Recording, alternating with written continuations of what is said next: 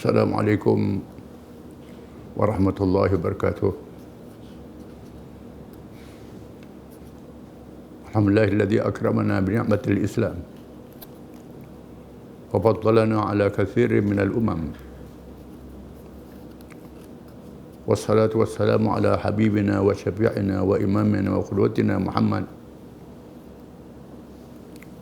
asyrafil anbiya wal mursalin wa imamul muttaqin wa qaidi du'atil mujahidin wa ala alihi wa sahbihi ajma'in wa man sara ala nahji ila yaumiddin. A'udzu billahi minasyaitonir rajim. Infiru khifafan wa thiqalan wa jahidu bi amwalikum wa anfusikum fi sabilillah. Dzalikum khairul lakum in kuntum ta'lamun. Firman Allah, keluarlah kamu ringan dan berat, dan berjihadlah kamu menegakkan agama Allah dengan harta benda kamu dan jiwa raga kamu. Itu lebih baik pada kamu kalau kamu mengetahui.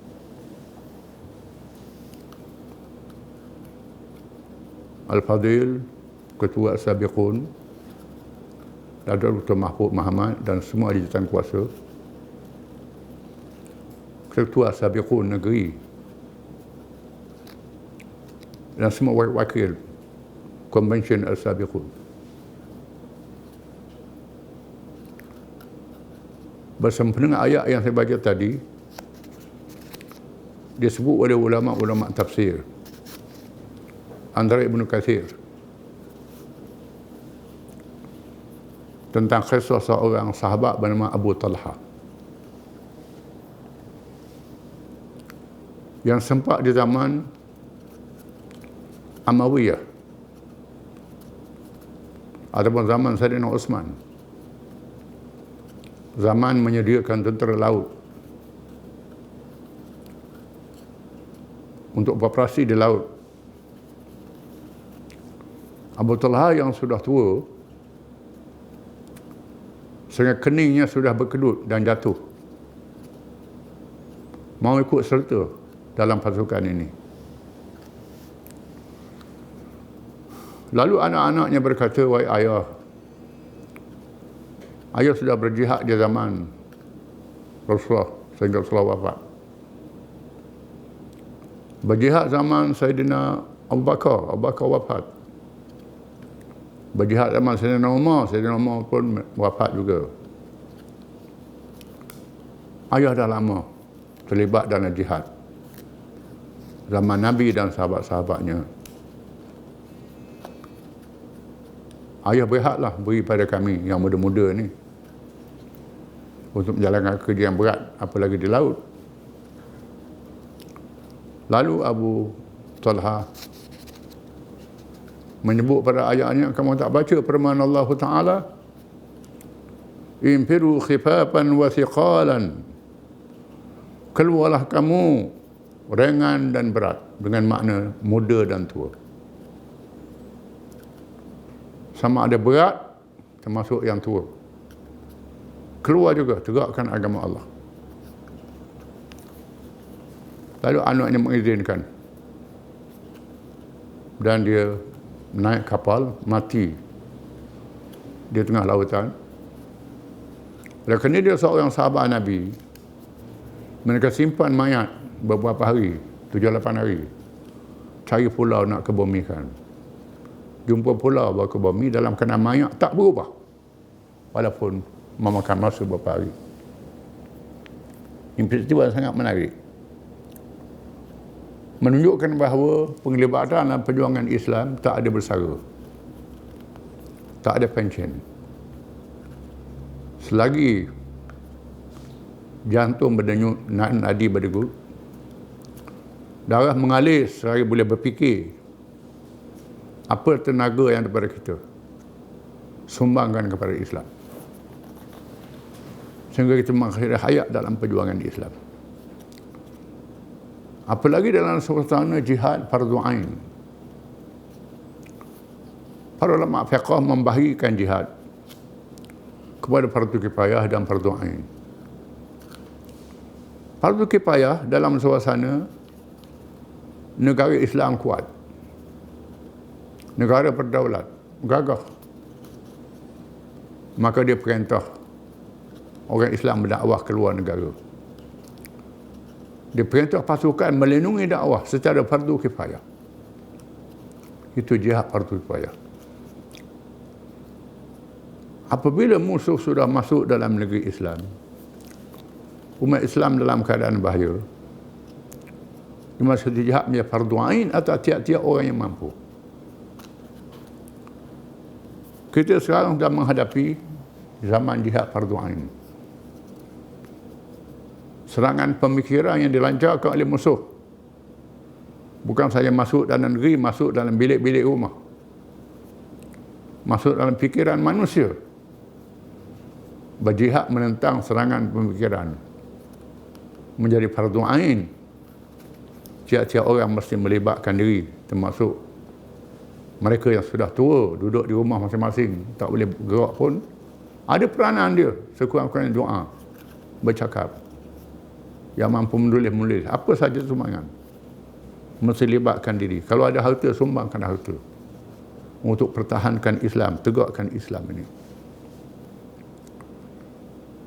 Kita menghadapi satu suasana politik yang getir di Malaysia. Apabila dalam pilihan raya yang lalu, kita menghadapi kerajaan yang didominasi oleh bukan Islam. Kerajaan PH, dia dominasi bukan Islam. Keadaan yang sangat mencabar, sehingga mencabar perlembagaan. Mencabar Islam dalam perlembagaan. Mencabar raja-raja yang dianggap pelindung agama. Mencabar hak istimewa orang Melayu Islam, Bumiputera. Mencabar banyak. Lalu kita mengambil satu langkah gerakan. Parti PAS adalah parti yang berpengalaman mengadakan kerjasama dengan semua pihak dalam strategi politik. Tahun 50-an kita pernah bersama dengan Parti Negara. Tahun 73 kerjasama dengan UMNO dan menubuhkan Barisan Nasional tahun 74. Selepas peristiwa 13 Mei yang sangat membahayakan. Tahun 90 kita kerjasama dengan Semangat 46. Tahun 99 kerjasama dengan Pakatan Rakyat, Barisan Alternatif. Dalam semua kerjasama kita tidak pernah rugi. Dalam menghadapi cabaran yang getir ini, kita mengambil inisiatif kerjasama dengan UMNO, mengajak UMNO menubuhkan Muafakat Nasional, membuka kepada parti-parti Melayu Islam. Buka parti Melayu Islam. Dalam masa yang sama, kita mengajak mereka yang ada dalam kerajaan bersama dengan kita. Berakhir dengan penubuhan Perikatan Nasional. Dan kita berjaya mengambil alih kerajaan di atas nama Perikatan Nasional. PAS beristiqamah, teguh dalam pendiriannya. Malangnya terdapat kalangan UMNO yang tidak istiqamah. Mau PAS dengan UMNO saja. Tak boleh PAS dengan UMNO saja, mesti semua orang-orang Islam dan Bumiputera bergabung. Kita ajak supaya Muafakat Nasional disertakan oleh semua. Malangnya tertutup, maka ditubuhkan, kita hidupkan Perikatan Nasional. Dalam keadaan kita tak putus dengan UMNO, dan kita juga menegakkan Perikatan Nasional. Perikatan yang kita ambil dan berlaku pergolakan politik. Selepas itu menyebabkan tukar Perdana Menteri dan Menteri ditukar. Jabatan Sri Muhyiddin kepada Datuk Seri Ismail Sabri, tukar.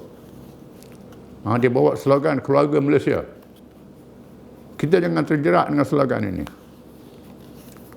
Kita terus dengan Perikatan Nasional, Islam memimpin. Keluarga Malaysia, kalau keluarga Malaysia tak tahu Islam memimpin atau tidak, kita tak boleh terima. Mesti Islam memimpin. Kita jangan dihanyutkan sekali. Mengapa mesti beristiqamah menegakkan politik Islam memimpin. Dia sesuatu oleh masyarakat majmuk. Dalam masa yang sama kita mendukung kerajaan yang ada pada hari ini dalam keadaan Islam memimpin yang mesti kita pertahankan. Oleh kerana masa sangat pendek, sangat singkat, kita perlu mengisi kerajaan yang kita perintah ini seberapa mungkin sebelum pilihan raya yang ke-15. Maka tanggungjawab as-sabiqun, kalangan yang berpengaruh dalam masyarakat, perlu digerakkan supaya mendukung jentera-jentera kerajaan untuk mengisi sekolah masa yang singkat ini. Dalam masa yang sama ialah untuk kemenangan yang lebih kuat. Kerana kerajaan Pakatan Nasional yang ada ini kerajaan simple majority. Kita perlu majority yang lebih besar. Sekiranya digabungkan semua pengundi-pengundi Islam dan diajak pengundi bukan Islam yang sudah ekstrim, kemungkinan mendapat majoriti 2/3. Majoriti 2/3 memungkinkan kita meminda perlembagaan untuk meneguhkan kedudukan. Dengan syarat orang Islam itu tidak berpecah. Dan sebab itu, kita perlu memainkan peranan menjadi pendamai di kalangan orang-orang Islam. Kita tidak berpihak. Pendamai di kalangan orang Islam supaya bersatu. Tidakkah Nabi kita Muhammad SAW ketika menegakkan negara di Madinah, Nabi menyatukan orang Islam dahulu.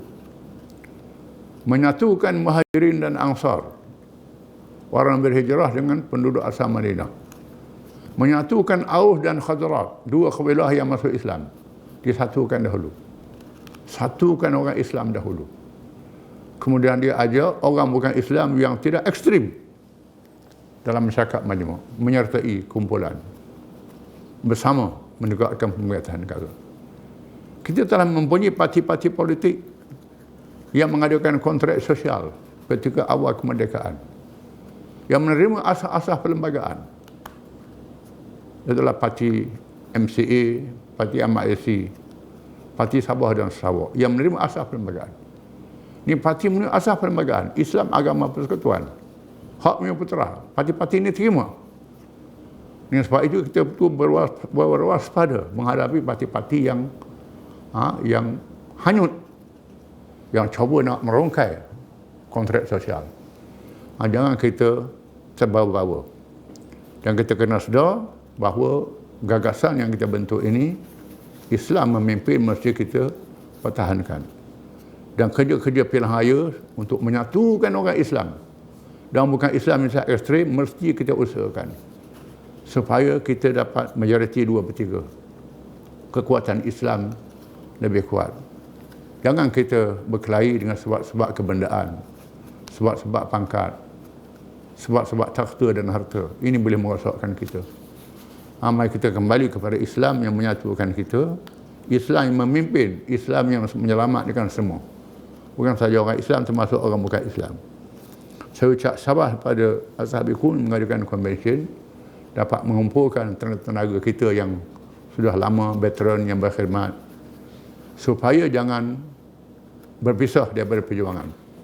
Sehingga kita mengakhiri hayat dalam keadaan kita berada dalam jamaah, dalam menegakkan Islam, perjuangan Islam, mendapat kelebihan.